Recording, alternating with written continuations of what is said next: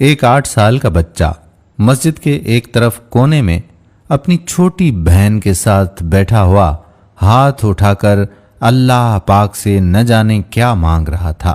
कपड़ों में पैबंद लगा था मगर निहायत साफ थे। उसके नन्हे नन्हे से गाल आंसुओं से भीग चुके थे। बहुत से लोग उसकी तरफ मुतवज्जा थे और वो बिल्कुल बेखबर अल्लाह पाक से बातों में लगा हुआ था।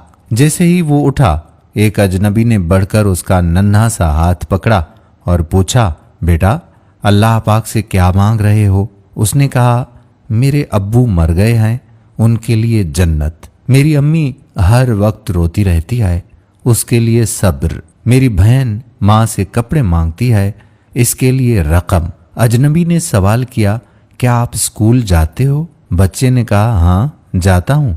अजनबी ने पूछा, बेटा किस क्लास में पढ़ते हो? नहीं अंकल, पढ़ने नहीं जाता, माँ चन्ने बना देती है, वो स्कूल के बच्चों को फरोख्त करता हूँ। बहुत सारे बच्चे मुझसे चन्ने खरीदते हैं, हमारा यही काम धंधा है। बच्चे का एक एक लफ्ज मेरी रूह में उतर रहा था। तुम्हारा कोई रिश्तेदार बेटा? अजनबी ने पूछा। अजनबी ना चाहते हुए भी बच्चे से पूछ बैठा, अंकल अम्मी कहती हैं गरीब का कोई रिश्तेदार नहीं होता, अम्मी कभी झूठ नहीं बोलती अंकल।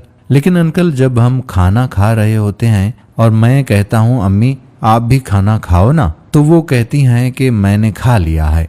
उस वक्त लगता है कि वो झूठ बोल रही हैं।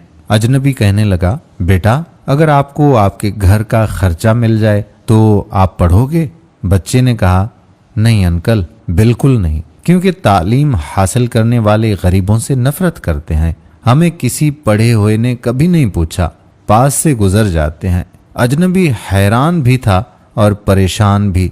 फिर उसने कहा, हर रोज इसी मस्जिद में आता हूँ, कभी किसी ने नहीं पूछा। यहाँ तमाम आने वाले मेरे वालिद को जानते थे मगर हमें कोई नहीं जानता। बच्चा जोर जोर से रोने लगा। अंकल जब बाप मर जाता है तो सब अजनबी बन जाते हैं। मेरे पास बच्चे के सवालों का कोई जवाब नहीं था। ऐसे कितने मासूम होंगे जो हसरतों से जख्मी हैं।